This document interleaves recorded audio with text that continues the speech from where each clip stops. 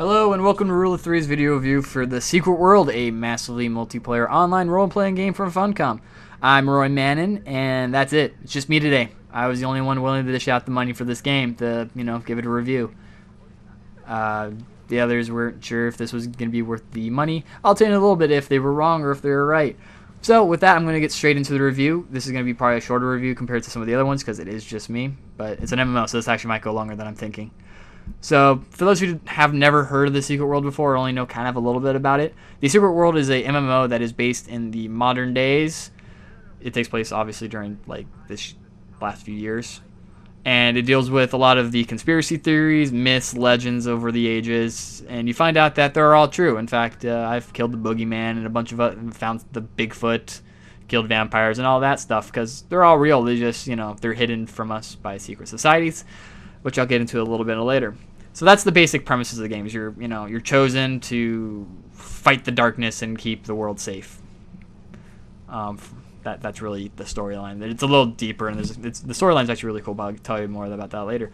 So as the game starts, obviously you're going to create your character. In terms of customization, it's okay. It's not the greatest customization and choices in the world, but it's good enough, I guess. Most of the customization you can customize your character a little bit later if you decide to spend real money in this game, because it's run a lot by microtransactions. You can buy a lot of cosmetic items. So it makes sense why they would kind of dumb down character creation. But the most important thing about character creation is, when you start off, you will choose one of three secret societies: the Templars, the Illuminati, or the Dragon. Each one has they all have the basic same story overlay, but they have little minuscule differences and, a couple of the story elements and how they deal with certain characters and quests. I chose the Dragon because their theory is chaos leads to order. I like that. The Illuminati are all about money and all that stuff, control the world through money, and the Templars are more of a military religious fighting force. So that's the basic three societies. You choose one, and that's really it. In terms of PvP, what it does is, when you choose PvP, go to a battleground, is you'll fight the other factions. There is no open world like normal. Well, there's an open world PvP map, but it's an instance one. Like if you ever played Tor before, early on, like Ilum, but not broken. At least not as broken. It's still kind of broken, especially because the Illuminati outnumber everybody, so they tend to have a little bit more of an advantage. But it's the 3-way battlegrounds. It's kind of fun, but that's really all your faction choice does. Just dictate what side you are on during PvP matches, because during dungeons and raid, you can team up with the other factions. So with that, I'm gonna talk about the game's strongest point. And I'm kind of go in order of what I think its strongest point is to its low point. And its strongest point, in my opinion, is its questing system. In terms of quests, there are 4 types. There's the story quest, which you'll get from the beginning of the game. You'll never get rid of until you finish the storyline. That's never going to go away. That's not a big one. Main missions. Main missions are separated into 3 categories. There are your typical go kill this, go collect these many skulls or whatever quests. Pretty straightforward ones. There's sabotage quests, which are more stealth based. They have you sneaking around a little bit more, trying to avoid fights and blow stuff up or steal something. Those are kind of fun. But my favorite ones, and I hope more MMOs do this in the future, at least as long as they can do it as well as this game did, is what are called investigation quests. Investigation quests are probably this game's strongest point. What they are puzzle-oriented and thinking quests. And when I say that, I really mean it. They're investigation. You have to go online and figure stuff out. It's not just, go to this place, read a document, oh, this tells you where to go. No, you'll get a clue, such as random letters, which you'll find like a piece of paper with a hint on it saying something to the effect of, oh, this and this. I'll actually use one of my favorite ones in this investigation quest. Was I was given a name, and the guy's like, I had to find a guy's security badge, which had a bunch of information on it. Nothing real, that I thought was, notable. But the hint for the password was, find out my name, through my goal, or my name is a famous literature character, and my clearance level is the key. So I typed that in, and it actually popped up with something relevant. I then clicked on that. Apparently, what they were talking about is the story used a type of decryption message, and I had to go find I ended up finding an app or a website that allowed me to type in the name and put in, decrypt it using that function, and it got me the password. And then there's other examples of this is, you're giving clues to an area and you have to figure it out, but you actually have to go online and figure stuff out and use your head and collect clues and figure things, actually work for it. Now, if you don't like doing that, if you just type in the quest name and TSW after it, the first thing that pops up is the answer guide. You can just do that and cheat. That works too, if you don't want to spend time. I did that a couple times just because I was trying to get through this game. But investigation quests are fun. I enjoyed them thoroughly. So, with that, the last type of, the other two quests are obviously there's a dungeon quest, which is go to this dungeon and, beat it. Pretty, obvious, dumbed down ones. And side missions, which are little quests you find throughout the map, and they're very short. My biggest beef with the questing system is the fact that I can only have one main mission at a time. So you can only you can have 3 side quests, but you can only have one of the main missions, either the go kill these ones, the sabotage, or the investigation. And that kind of bugged me because it increased travel time, because I'd have to keep running back to the NPC that has the quest, because there's usually each NPC that has a quest usually has 2 to 3 of them, and that was kind of annoying, is having to run back after every quest. However, the reason for this is each of these quests are about 7 to 8 quests rolled into one. They are long. They take forever. And that is why you can only have one. Now, it would have been nice for them to allow me to collect them all and maybe only activate one at a time. And if I, decide I want to go to another one, it resets the entire link, including SP. But I know why they did that. That'd be really hard. But it's one of those things that it just increased travel time, and it bugged me. So that's the biggest issue I have with main missions. It's just because it increased travel time. Eventually, I found out that, if you just type /reset, it kills your character, and you can go to a spawn point and spawn there, and that saves you a lot of travel time. It was very nice, and you don't lose any durability that I've noticed. If you do, then it's a small fee that you're paying for, but it gets you around the map a lot faster. The next strongest point of this game, in my opinion, is its skill system. The Secret World does not have levels. You start at level 0, you stay at level 0, because there are none. Instead, you're given a bar that, when filled up, you get SP. SP is spent in skill trees, sort of. Your character can start off by equipping every weapon in this game. You can equip whatever weapon you want. You're not locked into a class, and if you want to play assault rifles, and then you decide you want to switch the hammer or something, you can just switch the weapon. That's all you have to do. It's not complicated. However, you have to put the SP points into that weapon in order to equip the higher quality levels of the weapon. So there's a quality 10 is the highest, so in order to equip quality 5, you have to have a skill rank of 4. That's how they kind of gear progression in this game, is heavily through gear, and SP is kind of what gates the gear. The other way it does it is, if you look at the bottom screen, you can see a bar and it's yellow, and you can see kind of little nodes. Every time you reach one of the nodes, you get what's called an AP point. AP is how you buy skills for your weapons. The skill points value ranges from some of them only cost 1, some cost 3, some cost 10, 20, 30, 50. And you have to save up your AP in order to buy those skills.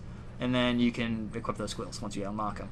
The nice thing about what the Secret World does, and why I think what I like about it the most, is I can mix and match 2 weapon sets. You're allowed to have 2 weapons on you at all time. I decided to go healer, because every time I was in chat and people were looking for dungeons, it was always free healer. So I figured that'd be the best way to get through content, was at least dungeon content, was as a healer. I was right. I got through it fairly quick because of that. I was fist weapons and blood magic, and fist weapons allowed me to put on hots, while blood magic was more of shields and mitigating damage. So I was able to take the skills I had for my fist weapons and my blood magic and mix them all and kind of build what I wanted to play as, which is really cool. Now, you can't have every skill you buy. You're allowed to have 7 active skills and 7 passive skills. Active skills are obviously the ones you click and they do stuff. Passive skills are kind of buffs to whatever. Like, I was using a couple of passives that increase a certain attack or certain healing abilities heal, and a couple just kind of varied ones that, when I healed 7 times, the next one did double damage, double heals or something like that. And it allows you to just kind of mix and match, and it's a nice system. It works very well. It allows you to customize your character to how you want to play. The only barrier is you have to have enough SP and AP to put into the skills in order to unlock them. That's really all that is to the skills. The next thing that I think is strong is the dungeon content. While not really anything new, they're quick, they're interesting. There's not a lot of trash.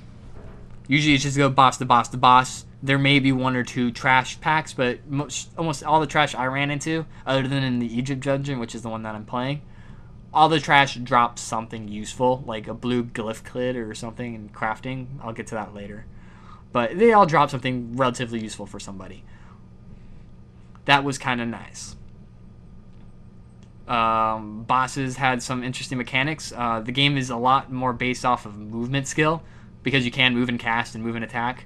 It is based off, a lot of the boss's attacks are based off of, you have to be able to move and attack at the same time and pay the frick attention. AoE damage is, they'll put down like if it's a big attack and they, takes a few seconds, you can usually see where the area effect's going to hit. You can avoid the damage. That helps a lot with healing. There is a huge retard factor in this. In one of my earlier dungeon runs, not through Egypt, but the first dungeon, which is Polaris, which is a Cthulhu-based dungeon, it's really cool, was people were retarded. They standed in AoEs, didn't know what the hell they're doing, just kind of were LOLing through it. That was a pain in the rear to hear through. And that also happened in my Hell dungeon, is people need to pay attention and not just, LOL, pay attention to ground effects and attacks. This is very simple, and people just don't understand that.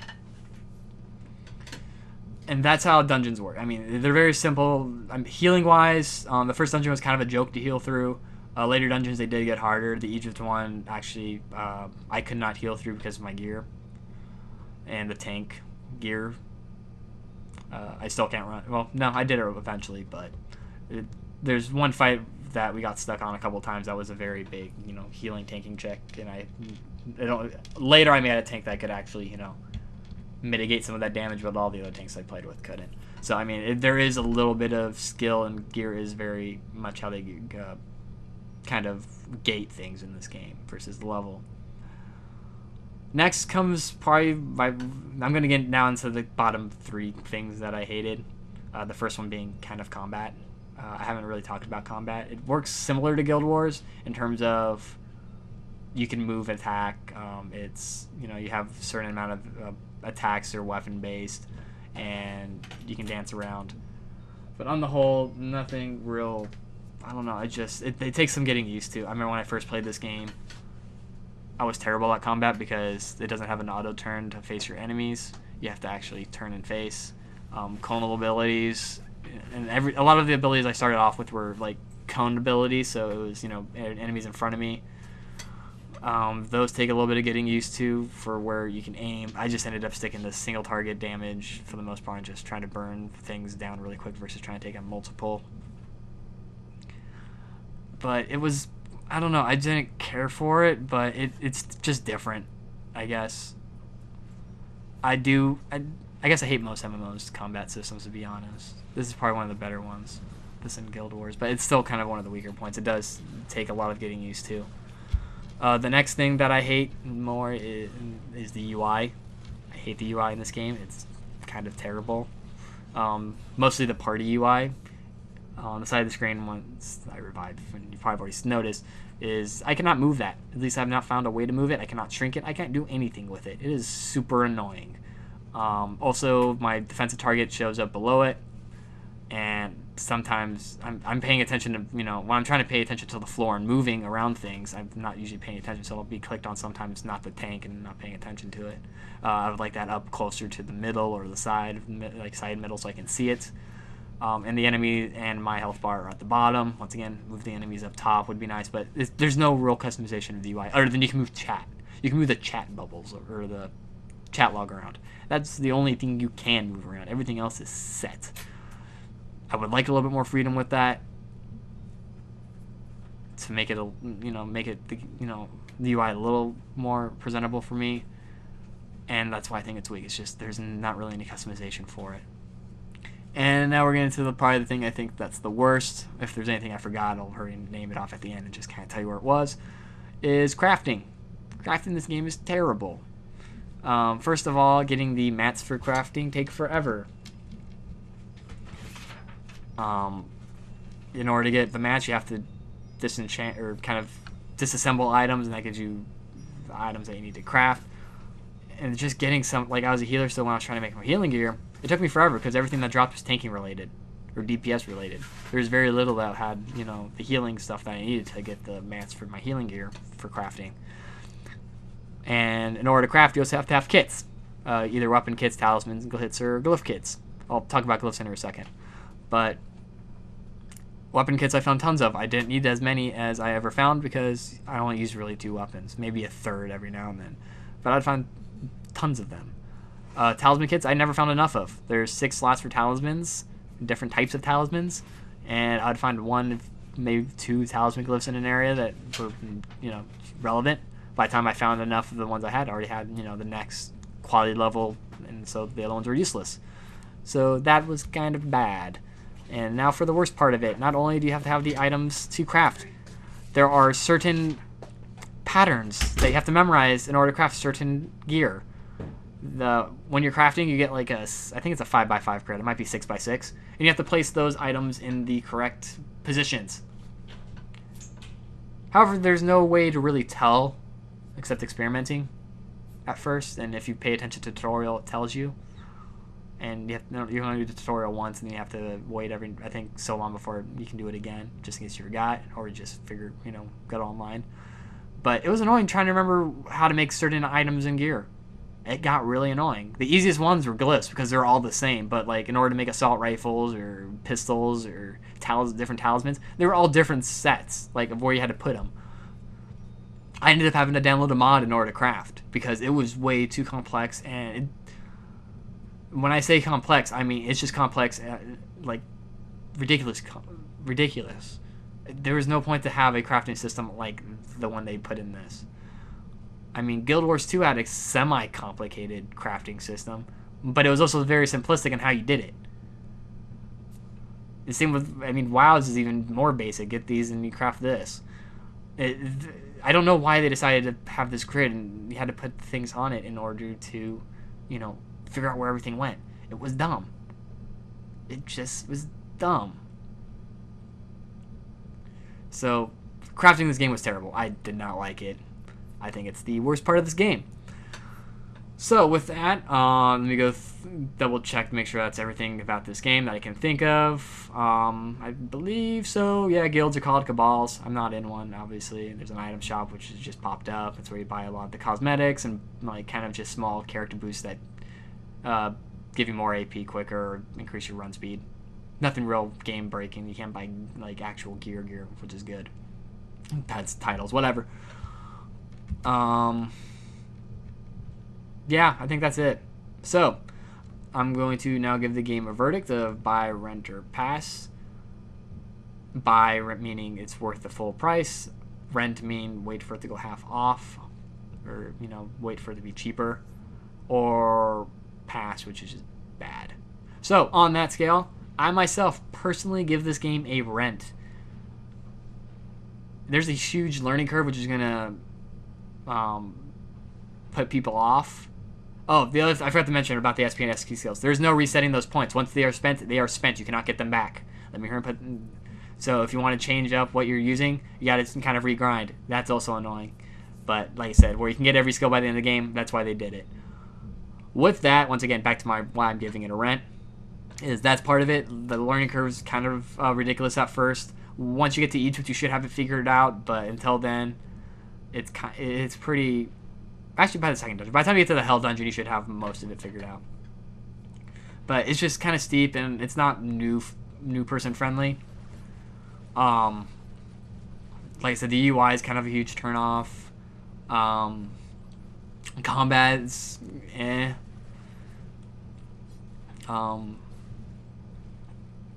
I got this game when it was on the Steam sale for a little bit off. The game itself is $30. I think it's closer to if it was maybe $20, $15. I think I probably would have given the game a buy. But it's lack of. I know there's a lack of end game content, which is also why I'm giving this. The crafting system wasn't good. Oh, I forgot to mention glyphs. Oh well. Quick thing on glyphs is they just put them on gear and they give you buffs to stats. That's really all they do. There's also signets which also do it, but they're a pain in the rear to get, and I haven't run into any. But glitch you have to craft, they're fine. But anyway, next sidetracking. That's it. So I give it a rent. Thanks for listening and watching. Next week will be Anarchy Reigns. We'll have everybody there. Well, everybody but Impressions. It'll probably be Lizzie with us next video for Anarchy. With that, make sure to subscribe to the channel. Leave a comment below. I'm going to make an announcement about comments here in a second. Like us on Facebook, Twitter, whatever. Follow our website. Subscribe to that. I don't know. Rulo3.com. Just follow it or subscribe to the newsletter. I don't care. It's not a newsletter, but at least you get updates. Leave a comment below. Like I said, this is going to be how you're going to get the entries into the Dead Space 3 giveaway. If you leave an entry here and then click that you did it, I don't know, because you'll leave a comment. I can look it up. Just type in your Facebook or YouTube channel name. That way I know it's you. That way I can verify it when I go through and check the entries. So leave a comment that has, if you've played the game, what your verdict is on it, what your feelings are on the game. Anything I missed, correct me. Do what needs to be done there. I'm fine with that. I'm not an all-knowing hardcore gamer. I'm, semi-hardcore in my opinion. But that's a different story. What you liked about the video, what you hate about the video, whether I did a good job by myself, whether you like it when the other guys are here, which I personally do. I don't like being the only one talking. I think I'm long-winded and I get sidetracked easy, obviously. Whether you think the game looks good based on the video, if I've veered you to buy this game or pass or whatever, what you guys feel, just leave a comment that's relevant and you'll get an entry. So thanks for listening. Check out the review on the website, and like I said, next week will be Anarchy Reigns, and have a good day, everybody.